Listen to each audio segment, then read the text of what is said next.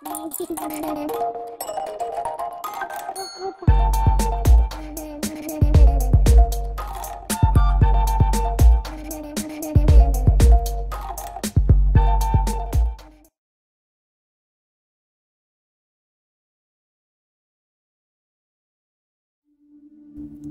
কুমারের ছোট গল্প দেবী। সে আজ কিঞ্চিদধিক 100 বৎসরের কথা। পৌষ মাসের দীর্ঘ রজনী আর কিছুতেই পোহাইতে চাহে না। উমাপ্রসাদের নিদ্রাভঙ্গ হইল। লেপের ভিতর অনুসন্ধান করিল, স্ত্রী নাই। বিছানা হাতড়াইয়া দেখিল তাহার ষোড়শী পত্নী এক পাশে গুটিসুটি হইয়া পড়িয়া ঘুমাইতেছে। সরিয়া গিয়া অতি সন্তর্পণে তাহার গায়ে লেপখানা চাপাইয়া দিল। পাশে পায়ের দিকে হাত দিয়া দেখিল কোথাও ফাঁক বহিতেছে কিনা। উমাপ্রসাদ 20 বর্ষীয় যুবক। সম্প্রতি সংস্কৃত ছাড়িয়া শখ করিয়া পারস্য ভাষা শিক্ষা করিতে আরম্ভ করিয়াছে। মা নাই। পিতা পরম পণ্ডিত, পরম ধার্মিক, নিষ্ঠাবান শক্তি উপাসক। গ্রামের জমিদার, সম্মানের সীমা নাই। অনেকের বিশ্বাস উমাপ্রসাদের পিতা কালীকিঙ্কর রায় মহাশয় একজন প্রকৃত সিদ্ধ পুরুষ, আদ্যা শক্তির বিশেষ অনুগৃহীত। গ্রামের আবাল বৃদ্ধ তাহাকে দেবতার মতো শ্রদ্ধা করে। উমাপ্রসাদ আপনার নবীন জীবনে সম্প্রতি নবপ্রণয়ের মাদকতা অনুভব করিতে আরম্ভ করিয়াছে। 5-6 বৎসর পূর্বে তাহার বিবাহ হইয়াছে বটে, কিন্তু পত্নীর সহিত ঘনিষ্ঠতার সূত্রপাত এই নতুন। স্ত্রীর নাম দয়াময়ী। স্ত্রীর গাত্র আবৃত করিয়া উমাপ্রসাদ তাহার গণ্ডস্থলে একখানি হাত রাখিল। দেখিল সে স্থান শীতে শীতল হইয়া গিয়াছে। অত্যন্ত ধীরে ধীরে পত্নীর মুখচুম্বন করিল। যেরূপ নিয়মিত তালে দয়াময়ীর নিঃশ্বাস বহিতেছিল, সহসা তাহার ব্যতিক্রম হইল। উমা জানিল স্ত্রী জাগিয়াছে। মৃদু স্বরে ডাকিল, দয়া। দয়া বলিল, কি? কিটা খুব দীর্ঘ করিয়া বলিল, তুমি বুঝি জেগে রয়েছ? দয়া ঢোক গিলিয়া বলিল, না, ঘুমাচ্ছিলাম। উমাপ্রসাদ আদর করিয়া স্ত্রীকে বুকের কাছে টানিয়া আনিল। বলিল, ঘুমোচ্ছিলে তো উত্তর দিলে কে? দয়া তখন আপনার ভুল বুঝিতে পারিয়া অপ্রতিভ হইল। বলিল, আগে ঘুমাচ্ছিলাম, এখন জেগে উঠলাম। উমাপ্রসাদ জিজ্ঞাসা করিল, এখন কখন? ঠিক কোন সময়? উমা ভারী দুষ্ট। কোন সময় আবার? সেই তখন। কখন? যাও, আমি জানি নে। বলিয়া দয়া স্বামীর বাহুপাশ হইতে মুক্ত হইবার বৃথা চেষ্টা করিল। ঠিক কখন জাগিয়াছে দয়াও কিছু বলিবে না, তাহার স্বামীও কিছুতে ছাড়িবে না। কিয়ৎক্ষণ মান অভিমানের পর দয়ার পরাজয় হইল। উত্তর দিল, সেই যখন তুমি। বলিয়া থামিল। আমি কি করিলাম? দয়া খুব তাড়াতাড়ি করিয়া বলিল, সেই যখন তুমি আমায় চুমু খেলে। হলো? মা গো মা, এত জানো? তখনও 1 প্রহরের অধিক রাত্রি আছে। দুজনে কত কথা আরম্ভ হইল। অধিকাংশ কথারই না আছে মাথা, না আছে মুন্ডু। হায়, 100 বৎসর পূর্বে আমাদের প্রপিতামহগণের তরুণ বয়স্ক পিতামাতাগণ অসার অপদার্থ আমাদেরই মতো এমনই চঞ্চল মতে গতি ছিলেন। অত বড় শাক্ত পরিবারের সন্তান হইয়াও উমাপ্রসাদ সে পর্যন্ত একদিনও স্ত্রীর নিকট মুদ্রা প্রকরণ বা মাতৃকান্যাসের কোনো প্রসঙ্গ উত্থাপন করে নাই এবং যথা নিয়মাদি সম্বন্ধে তাহাকে সম্পূর্ণ অজ্ঞ রাখিয়াছিল। নানা কথার পর উমাপ্রসাদ বলিল, দেখো, আমি পশ্চিমে চাকরি করতে বেরোব। দয়া বলিল, তোমার আবার চাকরি করা কেন? তোমার কিসের দুঃখ? জমিদারের ছেলে হয়ে কেউ চাকরি করে নাকি? আমার এখানে দুঃখ আছে বই কি। কি? তুমি যদি আমার দুঃখ বুঝবে তাহলে আর আমার দুঃখ কিসের? শুনিয়া দয়া ভারী অপ্রস্তুত হইয়া গেল। ভাবিতে লাগিল কি দুঃখ। ভাবিয়া কিছুই স্থির করিতে পারিল না। একটু দুষ্টামি বুদ্ধি আসিল। বলিল, তোমার কি দুঃখ? আমি বুঝি মনের মতো হইনি?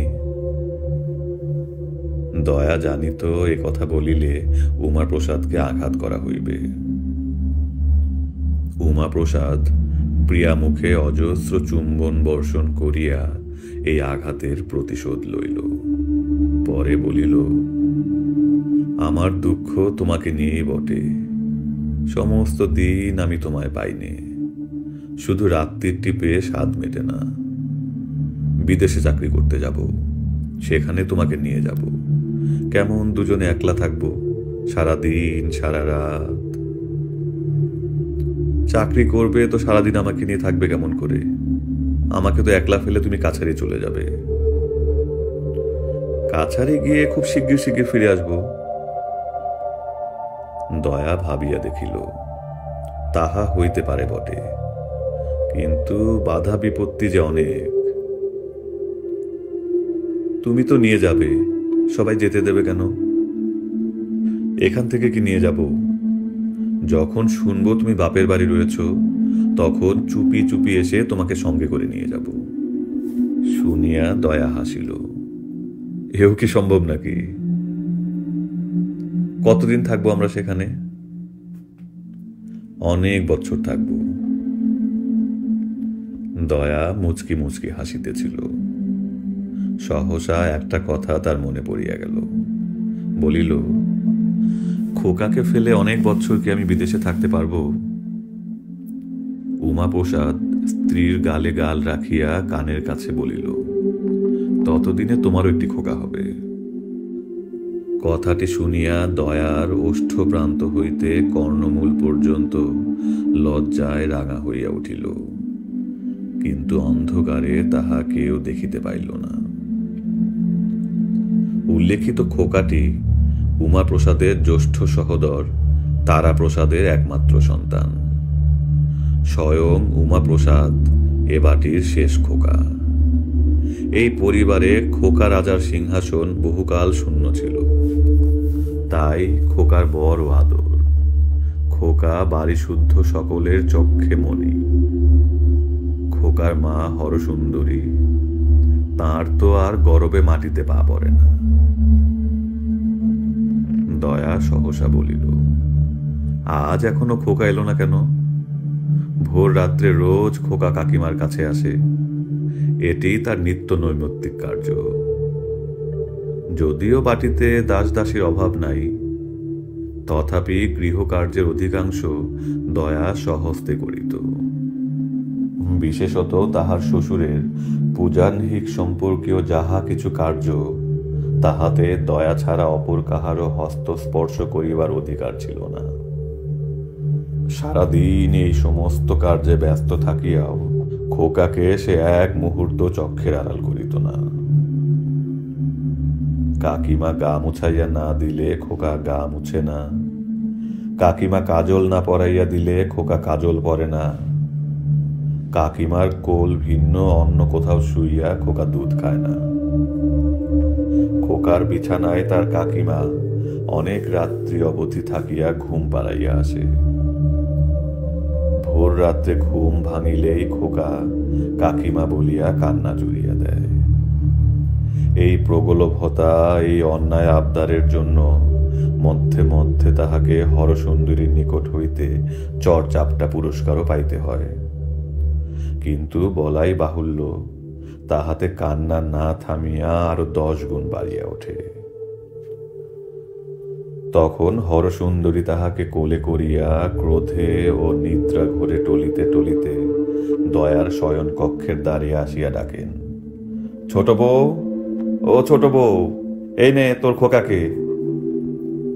বলিয়া দয়ার দুয়ার খুলিবার অপেক্ষা না রাখিয়াই খোকাকে মাটিতে বসাইয়া প্রস্থান করেন। দয়া প্রায়ই জাগিয়া থাকে, না থাকিলেও খোকার ক্রন্দনে শীঘ্রই জাগিয়া ওঠে। ছুটিয়া আসিয়া খোকাকে বুকে করিয়া লইয়া যায়।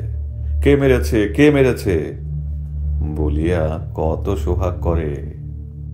মাথার শিওরে, পাশের ডিবায় কোনোদিন কদমা, কোনোদিন বাতাসা, কোনোদিন নারিকেল নাড়ু সঞ্চিত থাকে।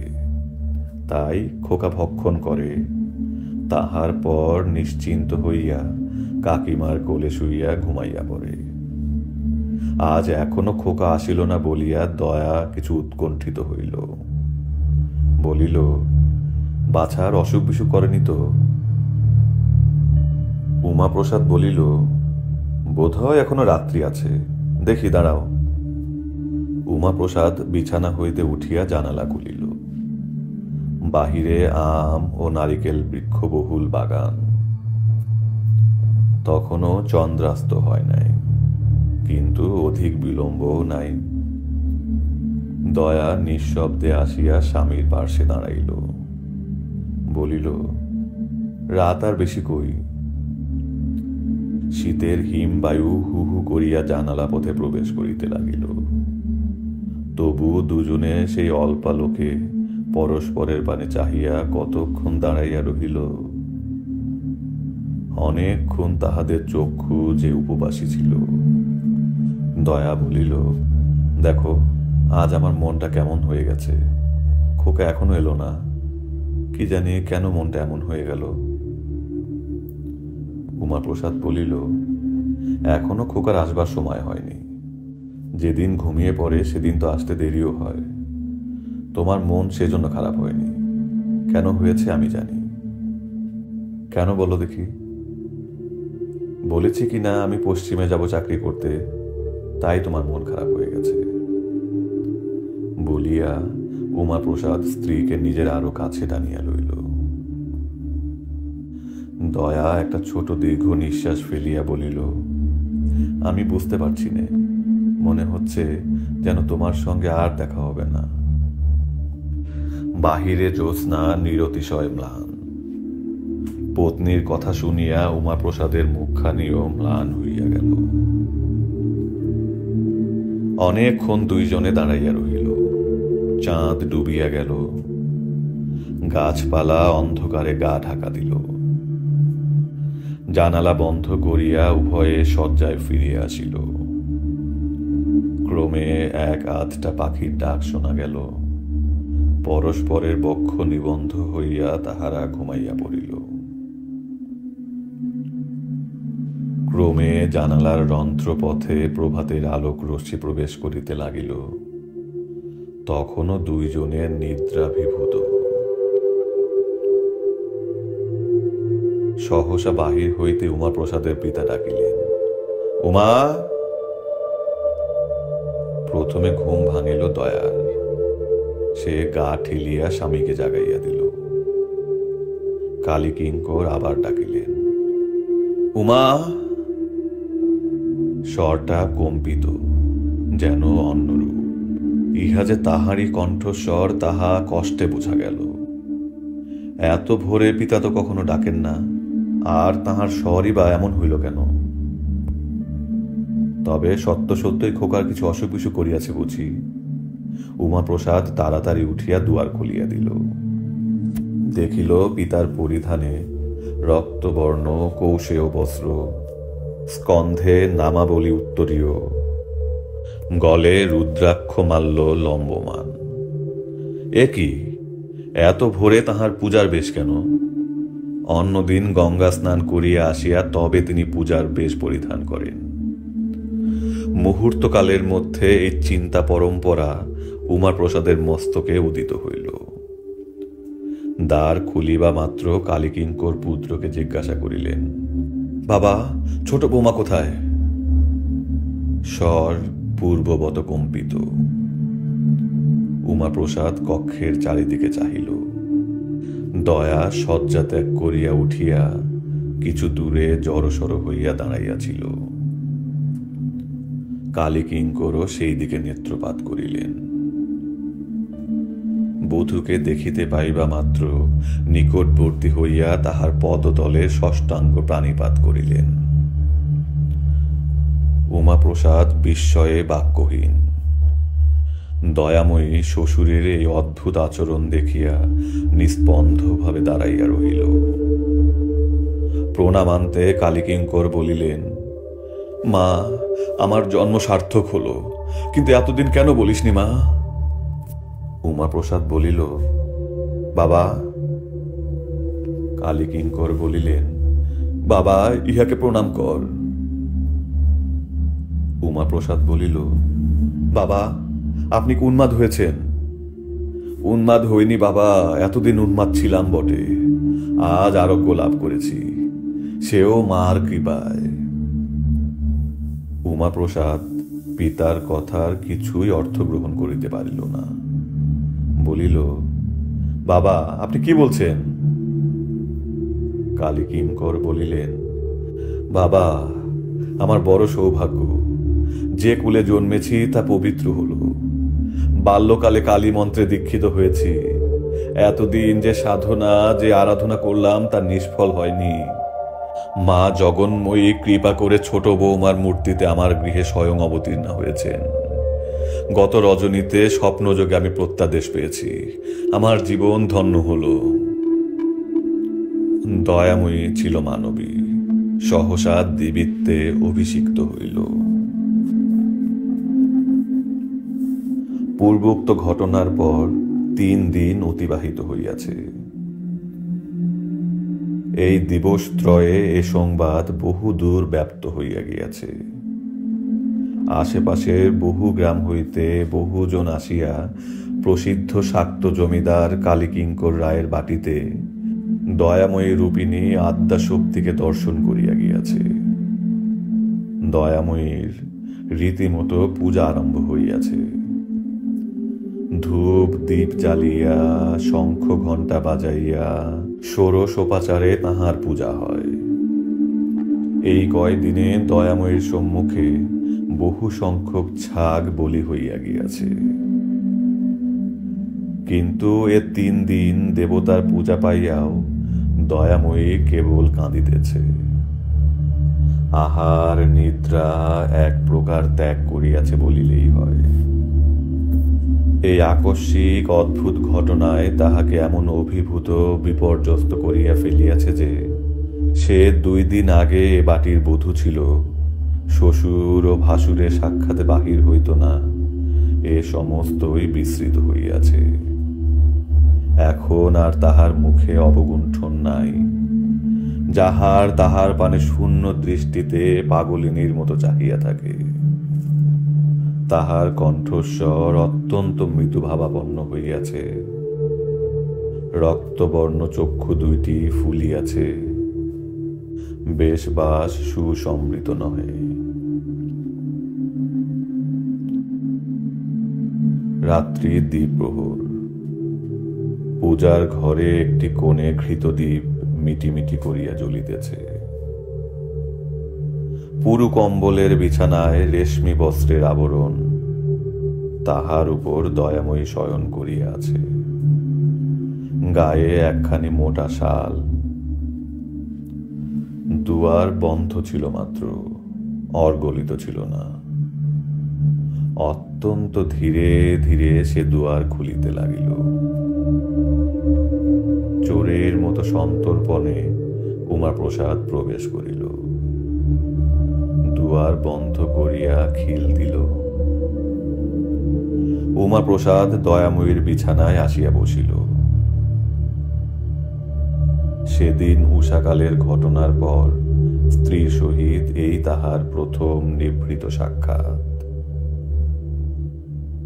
দয়াময়ী জাগিয়াছিল, স্বামীকে দেখিয়া উঠিয়া বসিল। উমাপ্রসাদ বলিল, দয়া, এ কি হল? আজ 3 দিনের পর দয়া স্বামীর মুখে একটি স্নেহ মাখা কথা শুনিল। এ 3 দিন কাল ভক্তগণের মা মা শব্দে তাহার হৃদয় দেশ মরুভূমির মতো শুষ্ক হইয়া পড়িয়াছিল। স্বামীর মুখ নিঃসৃত এই আদরের বাণী তাহার প্রাণে যেন আকস্মাৎ সুধা বৃষ্টি করিয়া দিল। দয়া স্বামীর বুকে মুখ লুকাইল। উমাপ্রসাদ স্ত্রীর গায়ের শাল মোচন করিয়া তাহাকে বক্ষে চাপিয়া ধরিল। উচ্ছ্বসিত স্বরে বারংবার বলিতে লাগিল, দয়া, এ কি হলো, এ কি হলো? দয়া নির্বাক। উমাপ্রসাদও কিয়ৎক্ষণ নীরব রহিল। তারপরে বলিল, দয়া, তোমার কি মনে হয় যে কথা সত্যি? তুমি আমার দয়া নও, তুমি দেবী। এইবার দয়া কথা কহিল, বলিল, না, আমি তোমার স্ত্রী ছাড়া আর কিছু নই, আমি তোমার দয়া ছাড়া আর কিছু নই, আমি দেবী নই, আমি কালী নই। এই কথা শুনিয়া উমাপ্রসাদ সাগ্রহে স্ত্রীর মুখচুম্বন করিল, বলিল, দয়া, তবে চলো আমরা এখান থেকে পালিয়ে যাই। এমন কোন দূর দেশে গিয়ে থাকবো যেখানে কেউ আর আমাদের সন্ধান পাবে না। দয়া বলিল, তাই চলো, কিন্তু কি উপায়ে যাবে? উমাপ্রসাদ বলিল, সে সমস্ত আমি ঠিক করব, কিছু সময় যাবে। দয়া বলিল, কবে কবে? শিগগির ঠিক করো, নইলে বেশি দিন আমি বাঁচব না। আমার প্রাণ ওষ্ঠাগত হয়েছে, যদি মৃত্যুও না হয় তবে আমি পাগল হয়ে যাব। উমাপ্রসাদ বলিল, না দয়া, তুমি কিচ্ছু হইব না। 7 দিন তুমি ধৈর্য ধরে থাকো। আজ শনিবার, আগামী শনিবার রাত্রে তোমার কাছে আসবো, আবার তোমাকে নিয়ে গৃহত্যাগ করব। এই 7 দিন তুমি আশায় বুক বেঁধে কাটিয়ে দাও, লক্ষ্মী আমার, সোনা আমার। দয়া বলিল, আচ্ছা। উমাপ্রসাদ বলিল, এখন যাই তবে, কেউ আবার এসে না পড়ে। বলিয়া সে পত্নীকে গাঢ় আলিঙ্গন করিয়া বিদায় লইল।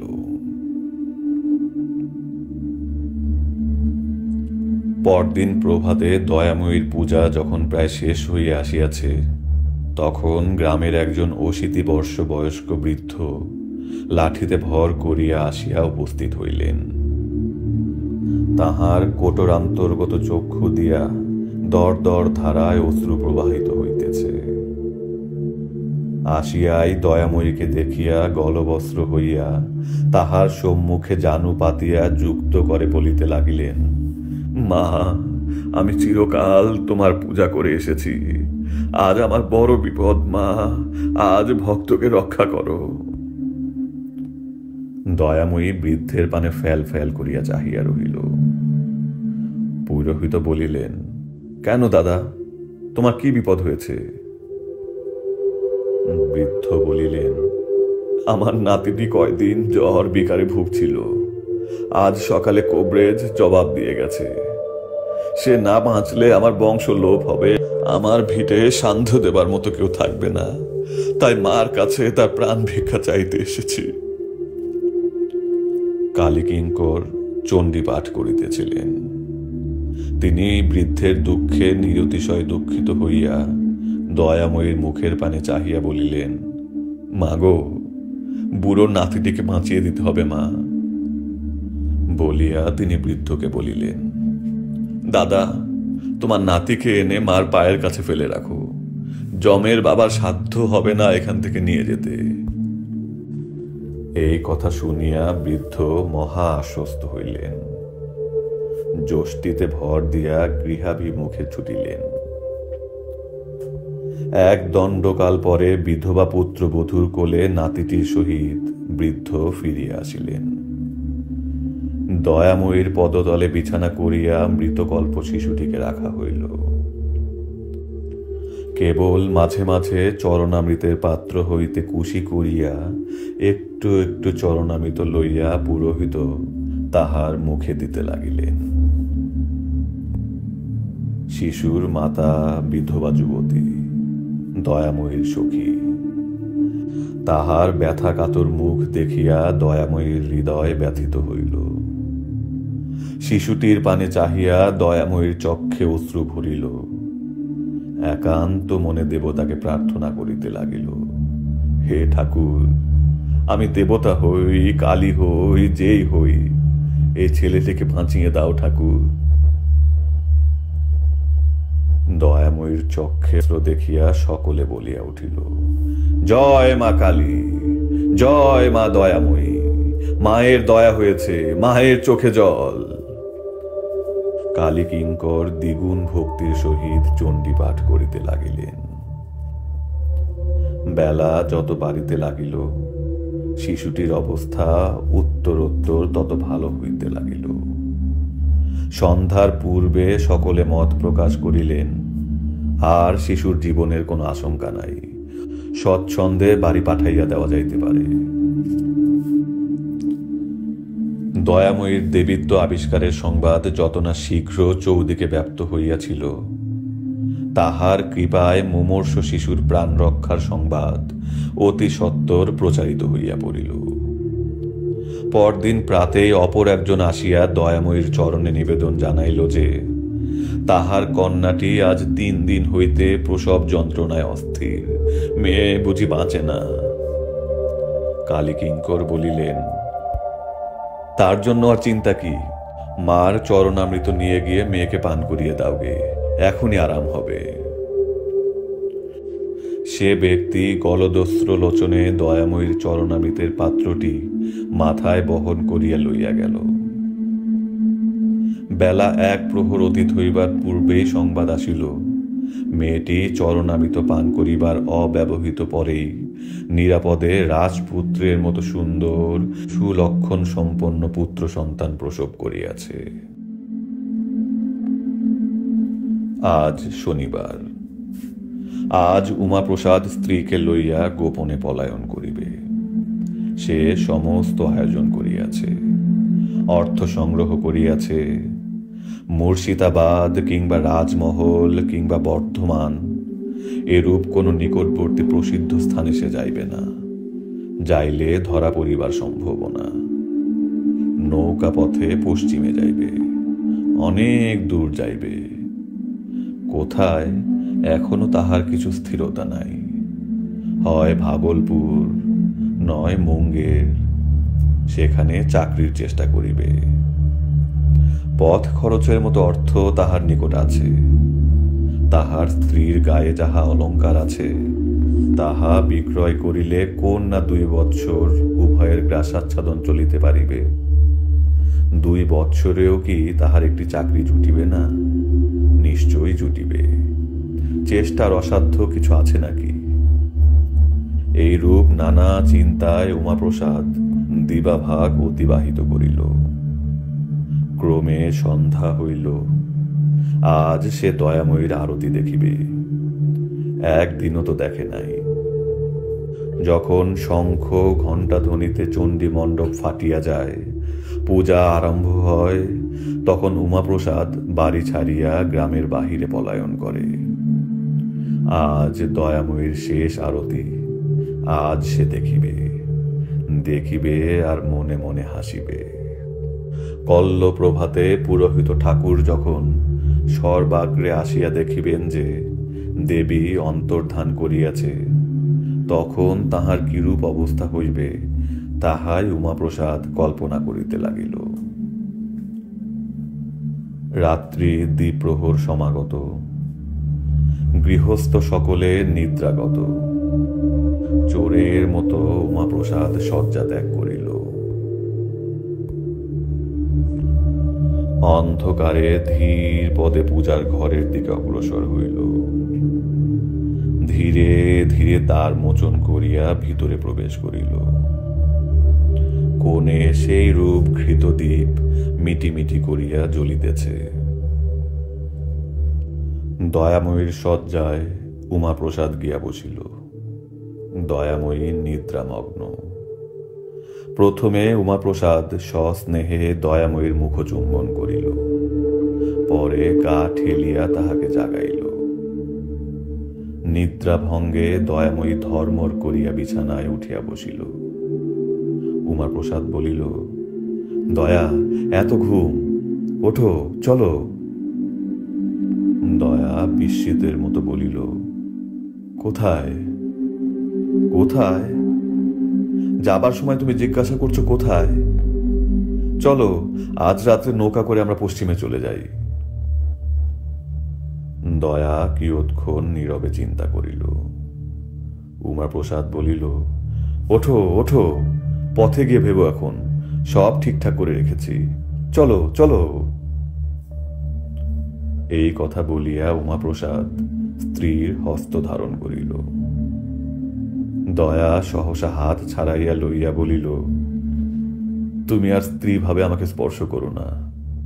আমি যে দেবী নই, আমি যে তোমার স্ত্রী, তা আর আমি নিশ্চয় করে বলতে পারি নে। কথাটা শুনিয়া উমাপ্রসাদ হাসিয়া উঠিল।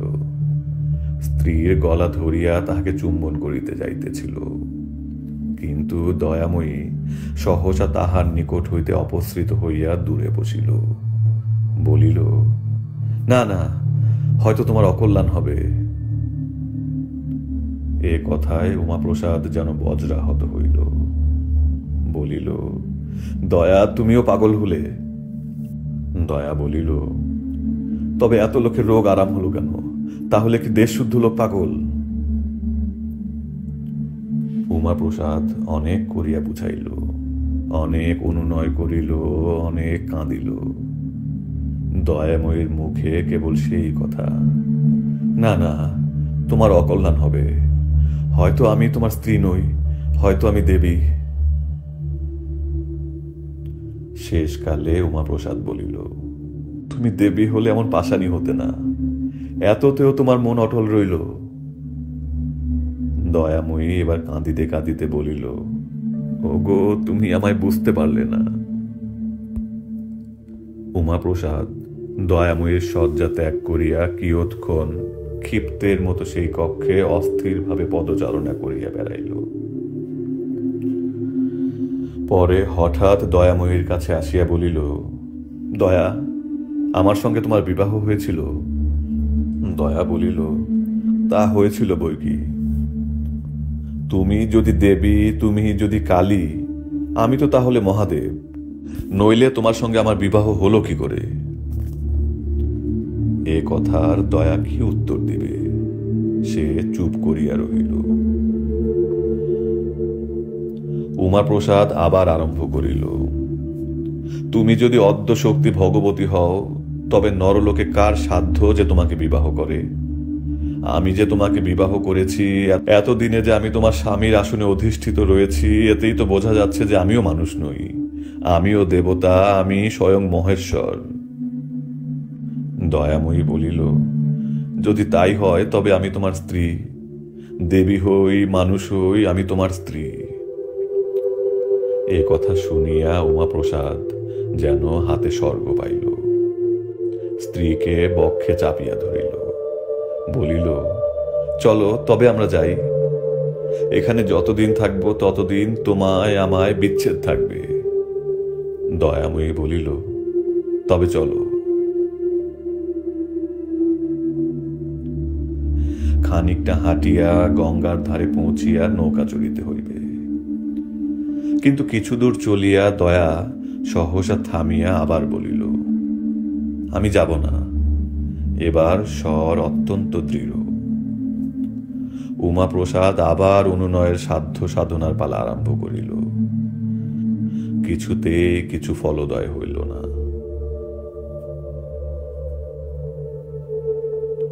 দয়া বলিল, আমি যদি দেবী, তুমি আমার স্বামী মহেশ্বর, তবে দুজনে এখানে থাকি, দুজনে পূজা গ্রহণ করি, পালাবো কেন? এতজনের ভক্তিতে আঘাত দেব কেন? আমি পালাবো না, চলো ফিরে যাই। উমাপ্রসাদ মর্মাহত হইয়া বলিল, তুমি একা ফিরে যাও, আমি যাব না। তাহাই হইল। দয়া একা দেবীতে ফিরিয়া গেল। উমাপ্রসাদ সেই নিশীত অন্ধকারে মিলাইয়া গেল। পরদিন তাহার আর কোনো উদ্দেশ্য পাওয়া গেল না।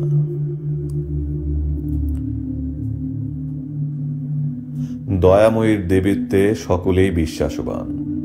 কেবল বিশ্বাস করে নাই তাহার বড় বধূ হরসুন্দরী, খোকার মা। প্রথম 2-4 দিন তাই বড় বধূই দয়াময়ীর জুড়াবার ঠাঁই হইয়াছিলেন। প্রথম যখন স্বয়ং দয়াময়ী বিশ্বাস করিতে চাহে নাই যে সে দেবী, তখন সে একদিন বড় বধূর কাছে গিয়া কাঁদিয়া পড়িয়াছিল। দিদি, আমার এ কি হলো?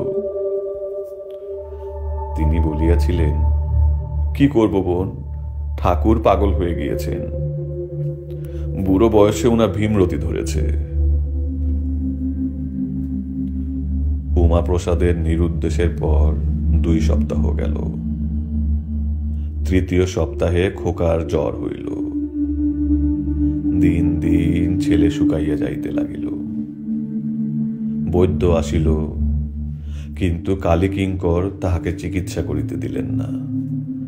বলিলেন, আমার বাড়িতে স্বয়ং মার অধিষ্ঠান, কত শত দুঃসাধ্য রোগ মায়ের চরণামৃত পান করে ভালো হয়ে গেল, আর আমার বাড়িতে রোগ হলে বৈদ্য এসে চিকিৎসা করবে? বড় বধূ নিজ স্বামী তারাপ্রসাদের কাছে কাঁদিয়া পড়িলেন, ওগো, ছেলেকে বৈদ্য দেখাও গো, নইলে আমার ছেলে বাঁচবে না।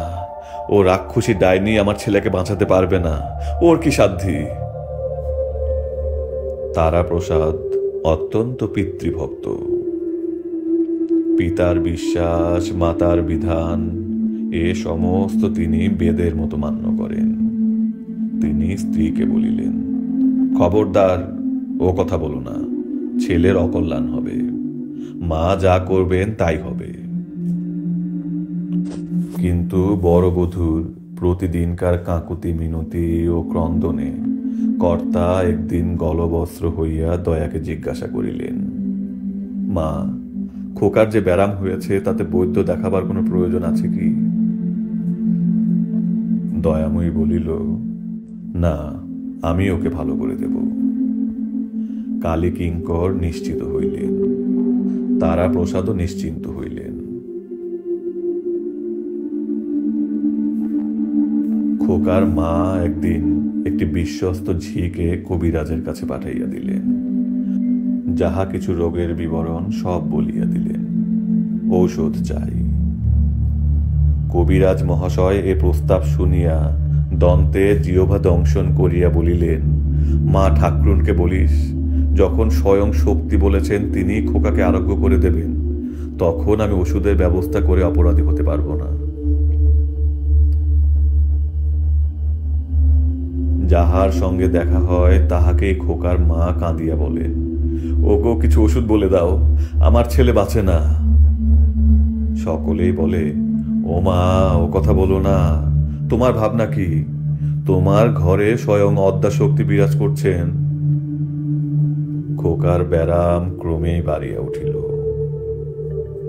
দয়া বলিল, খোকাকে এনে আমার কোলে দাও। খোকাকে কোলে করিয়া দয়া সমস্ত দিন বসিয়া রহিল। খোকা অনেকটা ভালো রহিল, কিন্তু রাত্রে আবার খোকার ব্যারাম বৃদ্ধি হইল। দয়াময়ী একান্ত মনে, একান্ত প্রাণে কত করিয়া খোকাকে আশীর্বাদ করিল, খোকার গায়ে হাত বুলাইল, কিন্তু কিছুতেই খোকা বাঁচিল না। যখন খোকার মৃত্যু সংবাদ বাড়িতে প্রচারিত হইল, তখন তারাপ্রসাদ অধীর হইয়া ছুটিয়া আসিল। দয়াময়ীকে বলিল, রাক্ষসী, খোকাকে নিলি, কিছুতেই মায়া ত্যাগ করতে পারলি নে। খোকার মা প্রথমে শোকে অত্যন্ত বিহ্বল হইল। যখন কতকটা সুস্থ হইল, তখন দয়াময়ীকে যা মুখে আসিল তাই বলিয়া গালি দিল। বলিল, ও দেবী কোথায়? ও ডাইনি, দেবী কখনো ছেলে খায়? কালীকিঙ্কর ছল ছল নেত্রে দয়ার পানে চাহিয়া বলিলেন, মা, খোকাকে ফিরিয়ে দে, এখনো দেহ নষ্ট হয়নি, ফিরিয়ে দে মা, ফিরিয়ে দে। দয়াময়ী ঝরঝর করিয়া কাঁদিতে লাগিল। মনে মনে যমরাজকে উদ্দেশ্য করিয়া আজ্ঞা করিল, এখনই খোকার আত্মা খোকার শরীরে ফিরাইয়া দেওয়া হোক। তাহাতে যখন হইল না, তখন মিনতি করিল। অদ্যাশক্তির মিনতিতেও যমরাজা খোকার প্রাণ ফিরাইয়া দিলেন না। তখন নিজের দেবীত্বে দয়ার অবিশ্বাস জন্মিল। আজ তাহার পূজা ইত্যাদি প্রায় বন্ধ বলিলেই হয়। সমস্ত দিন কেহ তাহার কাছে আসিল না। দয়া একাকিনী বসিয়া সারাদিন চিন্তা করিল। সন্ধ্যা হইল, আরতির সময় উপস্থিত। যেমন তেমন করিয়া আরতি হইল। পরদিন কালীকিঙ্কর উঠিয়া পূজার ঘরে গিয়া দেখিলেন, সর্বনাশ! পরিধেয় বস্ত্র রজ্জুর মতো করিয়া পাকাইয়া কড়িকাঠে লাগাইয়া দেবী আত্মহত্যা করিয়াছেন।